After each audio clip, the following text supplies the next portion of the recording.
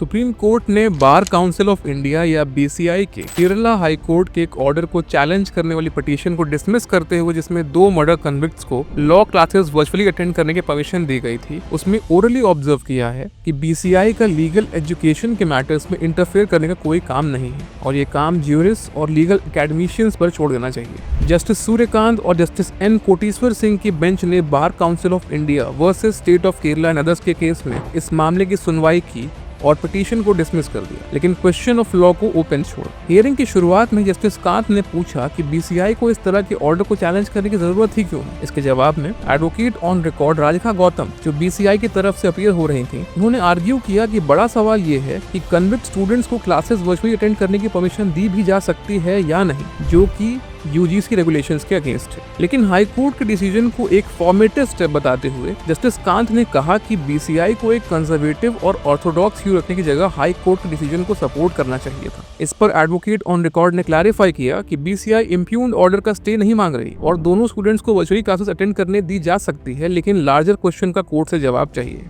Advocate on record ने court का ध्यान एक कॉन्स्टिट्यूशनल बेंच जजमेंट की तरफ भी केंद्रित किया और बताया कि कोर्ट ने पहले ही होल्ड किया है कि बीसीआई के पास लीगल एजुकेशन प्रोसेस को रेगुलेट करने की पावर है। इस मामले में आपकी क्या राय है? कमेंट्स में अपनी राय जरूर साझा करिए।